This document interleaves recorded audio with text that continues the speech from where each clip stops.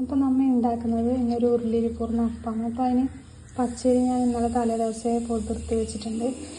പച്ചരി, തേങ്ങ, ചെറിയൊരു സവാള. അപ്പോൾ ഈ തേങ്ങയും ഇതിൻ്റെ പകുതി തേങ്ങയും അരിയും കൂടി ഈ സവാളയും കൂടി നമുക്കൊന്ന് മിക്സിയിൽ അരച്ചെടുക്കണം. അപ്പോൾ നമ്മൾ ഈ പച്ചരിയും തേങ്ങയും നീരുള്ളിയും കൂടെ അരച്ചെടുത്തിട്ടുണ്ട്.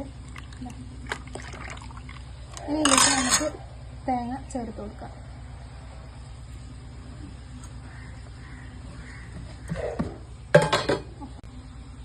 നമുക്ക് ആവശ്യത്തിന് ഉപ്പും കൂടെ ചേർത്ത് കൊടുക്കാം.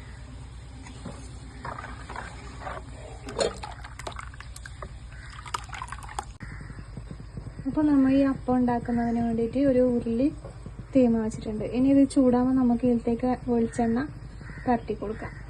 നമ്മുടെ ഉരുളി ചൂടായിട്ടുണ്ട്. ഇനി നമുക്ക് ഇതിലേക്ക് വെളിച്ചെണ്ണ വെച്ച് കൊടുക്കാം.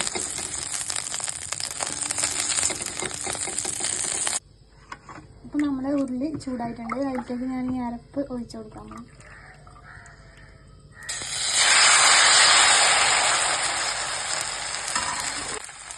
നമുക്കൊന്ന് അരച്ച് വെക്കാം.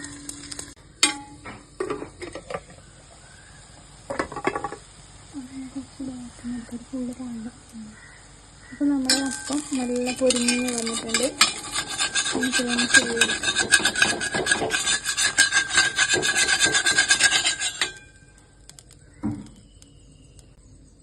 നമ്മൾ ഉരുളിയിൽ പോകുന്ന അപ്പം റെഡിയായി. ഇത് നല്ല പൊരിഞ്ഞ് വന്നിട്ടുണ്ട്.